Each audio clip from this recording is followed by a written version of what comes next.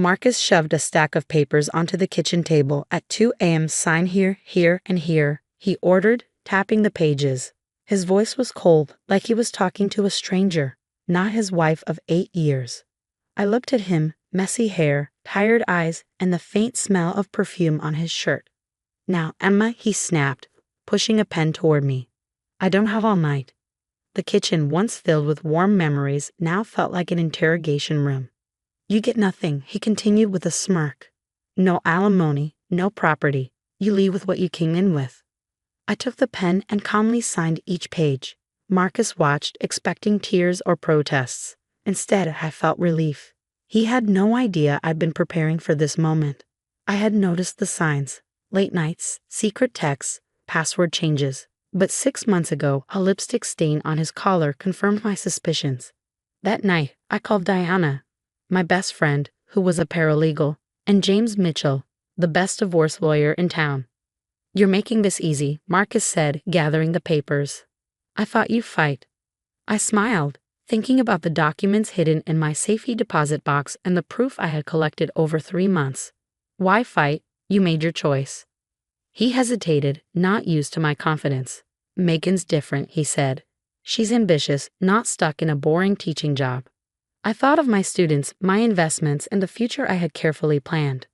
I hope she's everything you want. Marcus stuffed the papers into his briefcase and pulled out his phone, probably texting Megan about his win. Don't try anything stupid, Emma, he warned. As he walked to the door, I said, Marcus. He stopped. You might want to read what you just had me sign. He scoffed, but I saw a flicker of doubt. I know what's in them. I wrote them myself. Did you? I asked. Or did your friend Steve from the golf club do it? His face darkened. How did you? Good night, Marcus, I said, turning to make tea. After you left, I sat at the table, hands around my mug. I had spent months gathering proof, setting the trap.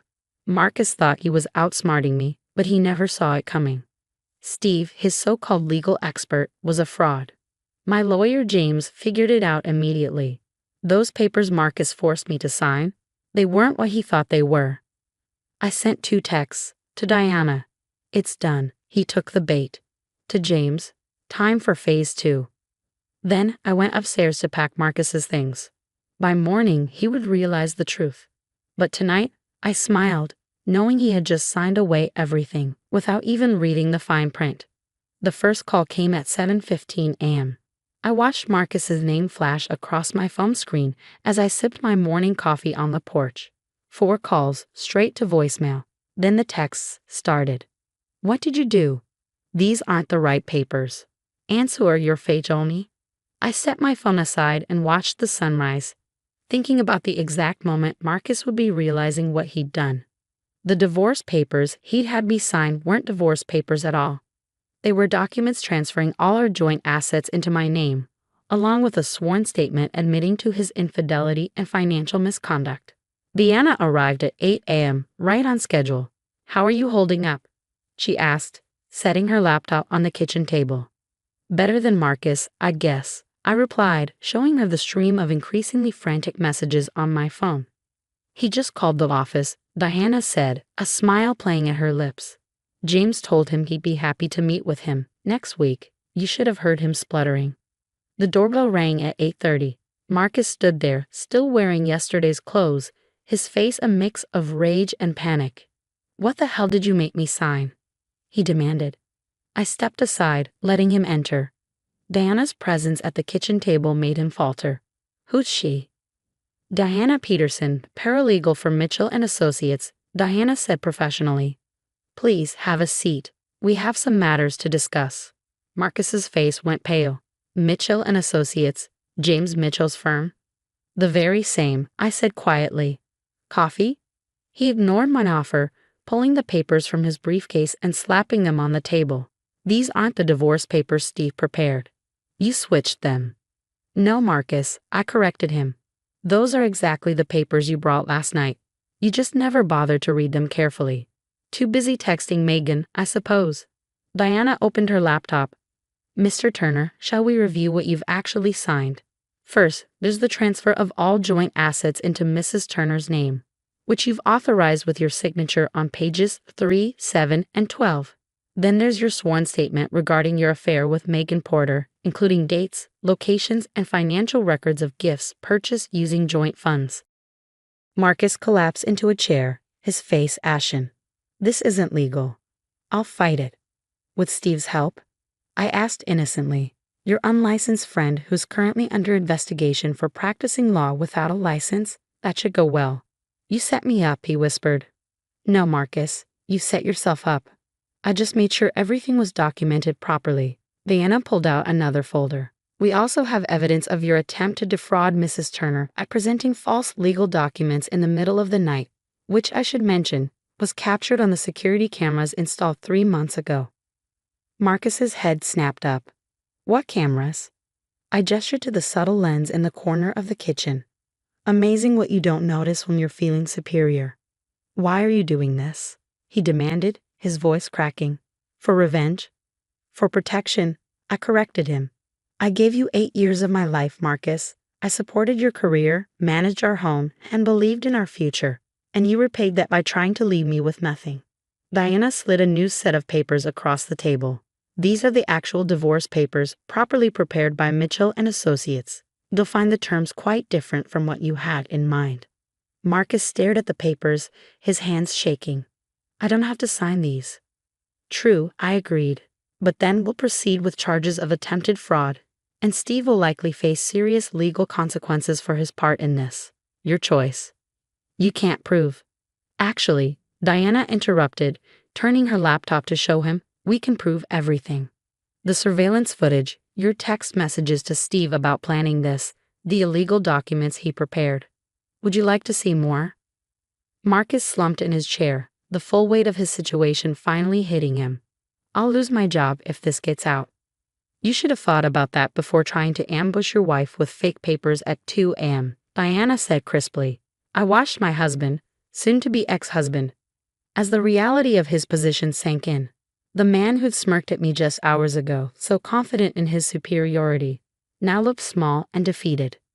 You have 24 hours to review these papers with a proper attorney, I said, standing up.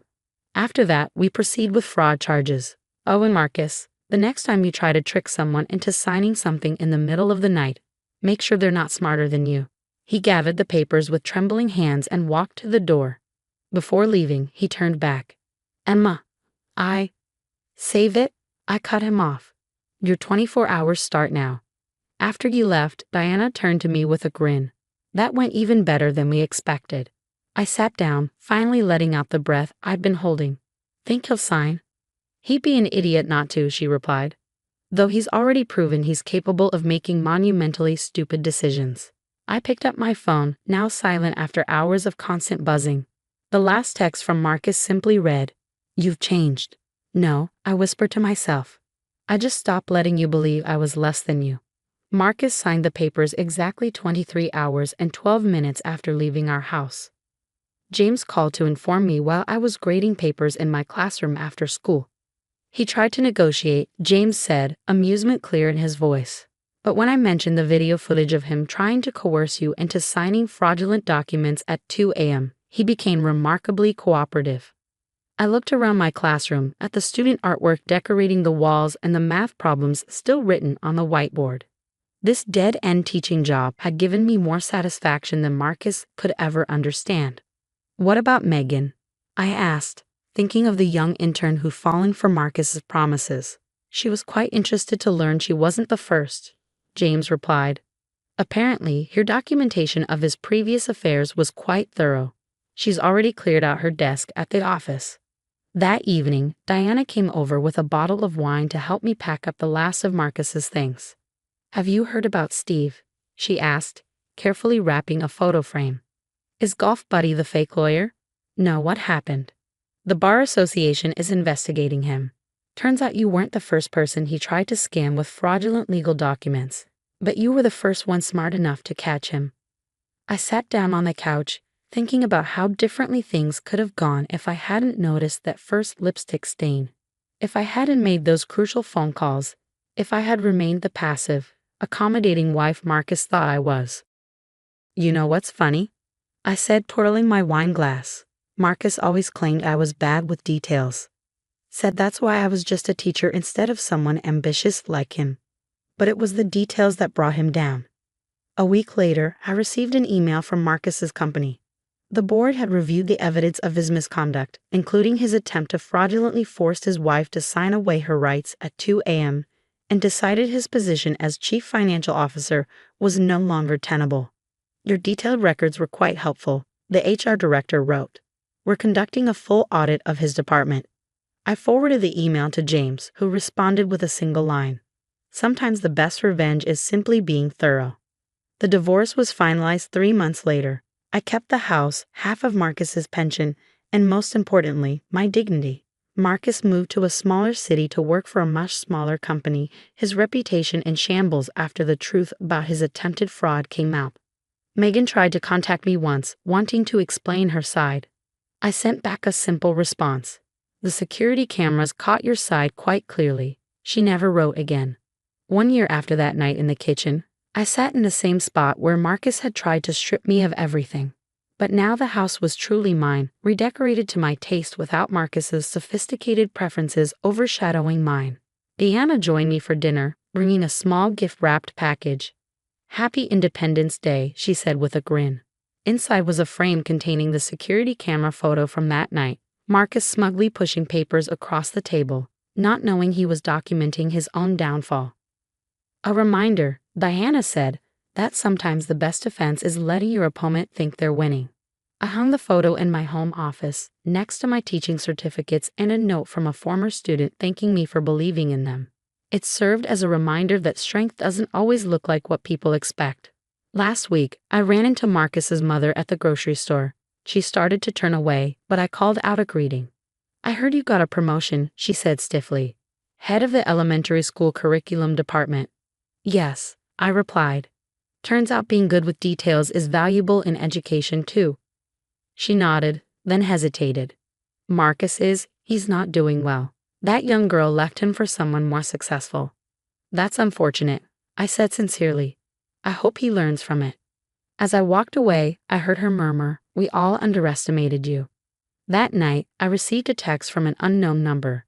It was Marcus. "I'm sorry. I should have appreciated what I had." I looked at his message for a long moment, thinking about the man who had stormed into our kitchen that night, so certain of his superiority, so confident in his plan to leave me with nothing. "Thank you for the apology," I wrote back, "but you were wrong that night. I didn't get nothing in the divorce. I got myself back." Then I blocked his number, poured myself a glass of wine, and sat on my porch, watching the sunset paint the sky in brilliant colors. Sometimes the best victory isn't in fighting back, it's in being prepared, being patient, and letting karma do its work. Marcus had tried to write me off as simple, unambitious, and easily manipulated. Instead, he learned that underestimating someone is the biggest mistake you can make, especially when that someone has been taking notes all along.